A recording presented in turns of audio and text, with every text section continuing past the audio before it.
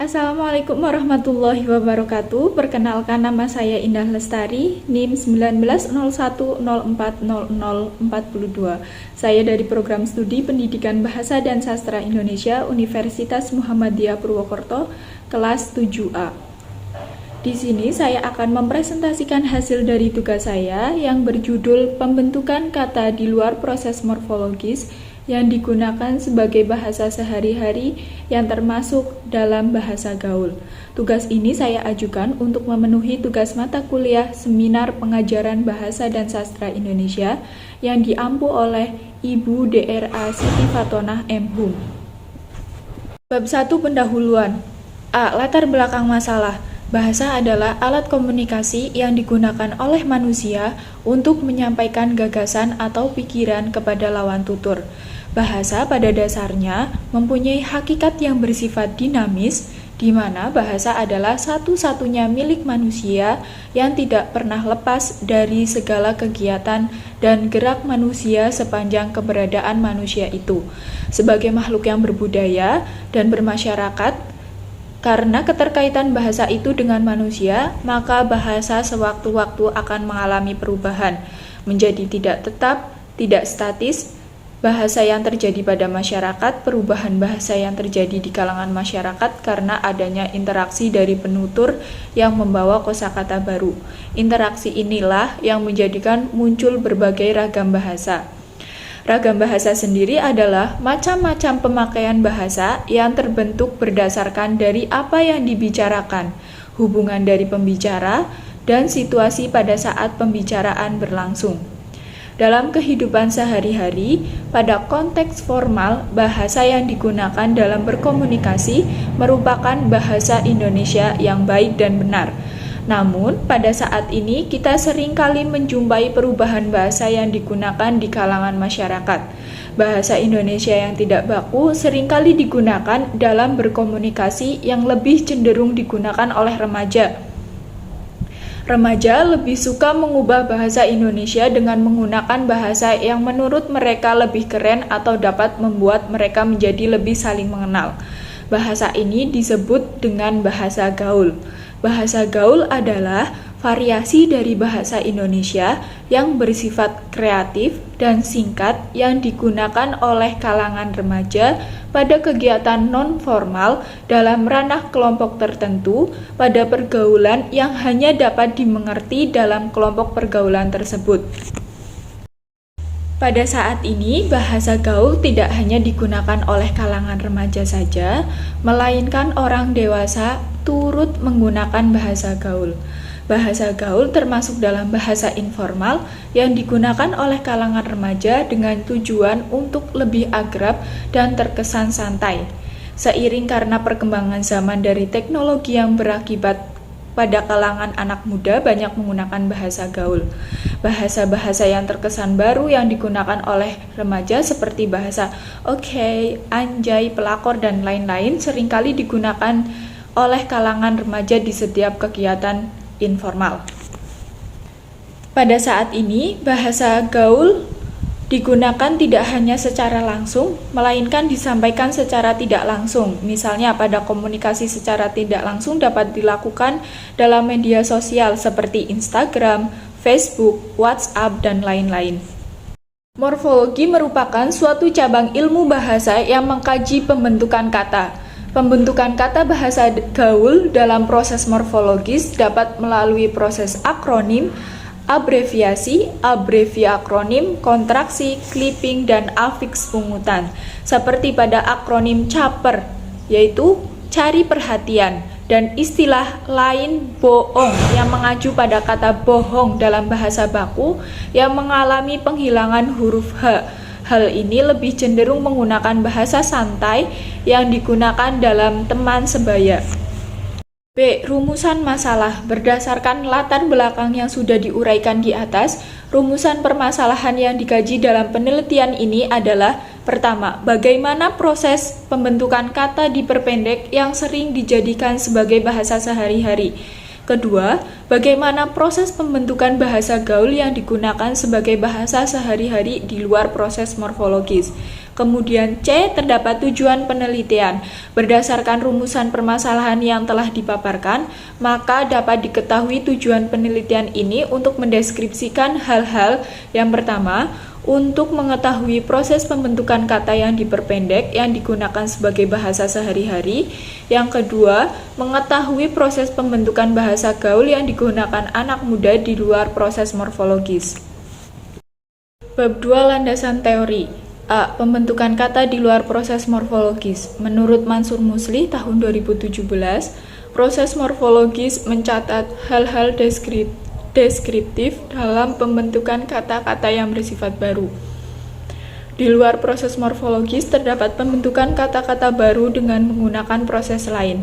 Proses yang dimaksud adalah akronim, abreviasi, akronim, kontraksi, clipping, dan afiksasi, pungutan. Yang pertama, akronim. Akronim adalah proses pemendekan kata yang dikelompokkan antara huruf dengan suku kata dengan bagian lain yang diucapkan atau ditulis. Pembentukan akronim dalam pembentukan kata mempunyai sifat yang tidak jelas, karena dalam pembentukan kata dalam akronim bersifat suka-suka. Yang kedua, abreviasi adalah pemendekan dari bentuk kata yang dijadikan untuk kata ganti bentuk yang lebih lengkap. Dalam abreviasi, dalam pengambilan kata biasanya huruf terdepan dari kata tersebut. Yang ketiga, abreviakronim. Abreviakronim adalah gabungan antara akronim dengan abreviasi. Yang keempat, kontraksi. Kontraksi adalah proses pemendekan kata dengan meringkas morfem dasar atau gabungan morfem dan mengalami pengerutan. Yang kelima, clipping. Clipping adalah pengambilan suku yang bersifat khusus dalam sebuah kata yang kemudian dapat dikatakan sebagai kata yang baru. Yang keenam, terdapat afiksasi pungutan. Afiksasi pungutan adalah penambahan afiks pada bahasa asing yang kemudian menjadi tidak asing lagi. B. Bahasa gaul. Bahasa gaul adalah variasi dari bahasa Indonesia yang bersifat kreatif dan singkat yang digunakan oleh kalangan remaja pada kegiatan non-formal dalam ranah kelompok tertentu pada pergaulan yang hanya dapat dimengerti dalam kelompok pergaulan tersebut. Menurut Aditya, pada tahun 2010, bahasa gaul dengan karakteristik sebagai berikut. Yang pertama, ragam bahasa yang bersifat tidak resmi atau non-formal. Yang kedua, memiliki kosakata yang cepat berubah-ubah digunakan pada kelompok tertentu dalam daerah tertentu. Yang ketiga, di dalamnya menggunakan kata-kata lama atau kata baru yang memiliki arti baru. Yang keempat, memiliki kata-kata yang singkat atau pemendekan seperti akronim dan singkatan. Yang kelima, kata yang populer namun segera hilang dari pemakaian. Keenam, termasuk dalam kreasi bahasa yang kurang baik. Ketujuh, berbentuk kata atau kalimat yang tidak sesuai dengan bahasa Indonesia yang baik dan benar. Yang kedelapan, terdapat kekhasan dalam bahasa gaul. Yang kesembilan, dalam penuturan bahasa gaul terdapat kemiripan bunyi dengan bahasa asli.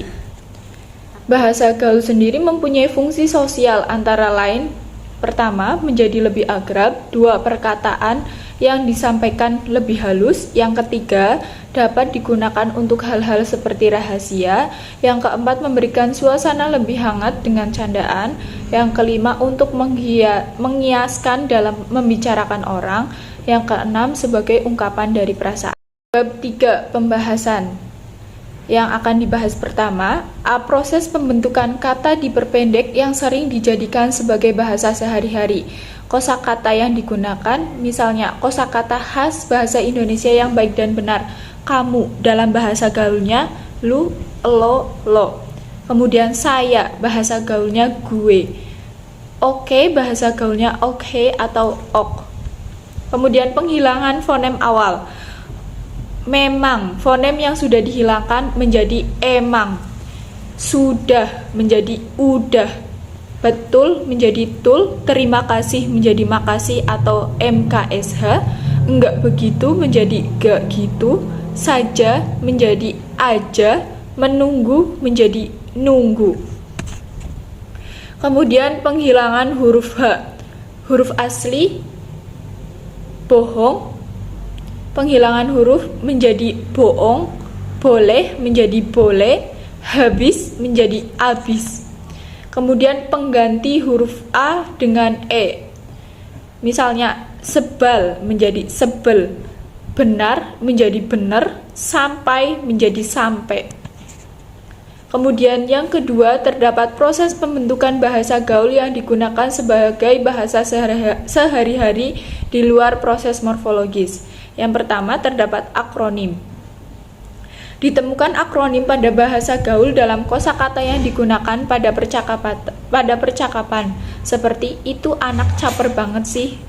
Caper. Pada data tersebut, kata caper merupakan bahasa gaul yang berasal dari kata cari perhatian. Kata caper mengalami proses pembentukan kata di luar proses morfologi berupa akronim karena mengalami pengekalan. Cari merupakan komponen pertama dan perhatian merupakan komponen kedua. Menjadi cari perhatian sama dengan caper. Selanjutnya, aku salkim. Pada data tersebut merupakan bahasa gaul yang berasal dari kata salah kirim yang termasuk dalam akronim karena mengalami pengekalan, yaitu salah komponen pertama dan kirim komponen kedua. Pada kata mager kayak aku, pada data tersebut yang dicetak mirip yang termasuk dalam bahasa gaul berasal dari kata mager atau malas gerak dan termasuk pada akronim karena mengalami pengekalan. Malas termasuk komponen pertama dan gerak komponen kedua. Selanjutnya pada coba japri ibunya siapa tahu dibales. Kata japri merupakan bahasa gaul yang berasal dari kata jalur pribadi. Jalur merupakan komponen pertama dan pribadi merupakan komponen kedua.